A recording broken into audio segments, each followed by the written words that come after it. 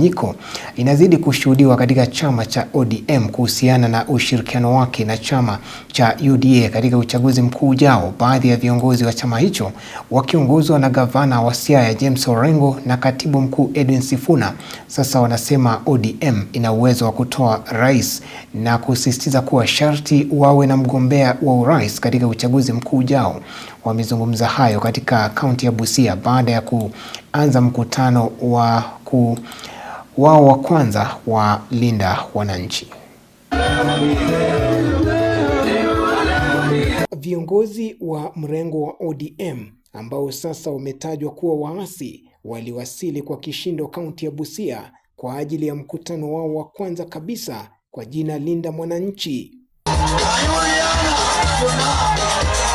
Viongozi hao wakitoa masharti kwa uongozi wa chama hicho huku wakipinga ushirikiano kati ya ODM na chama tawala cha UDA. For you to have any discussions with the ODM, first you must pay for the people you killed.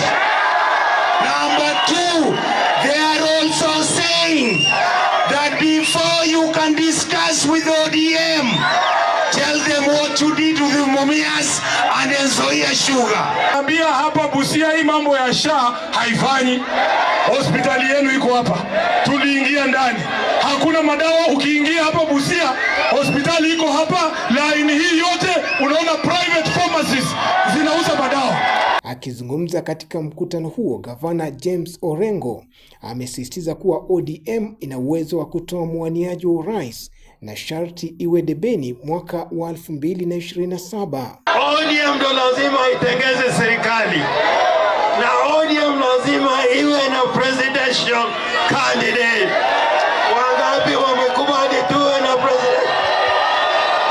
Mbunge wa Embakasi Mashariki Babu Owino akisema hatishwi na wanaopanga kuwabandua chamani, akisisitiza kuwa yuko tayari kurejea kwa wenyeji wa eneo lake iwapo ataondelewa katika chama hicho. Wale wadozi ambao wako juu tunawaonya, sisi sio waoga, sisi sio watoto, sisi sio washenzi, sisi tutadili na nyinyi. Hata leo hii mkiamua mtu mfukuze, tuko tayari kurudi by election, lakini penye baba aliwachia chama lazima tuendeleze wapi? Lazima tuendeleze wapi?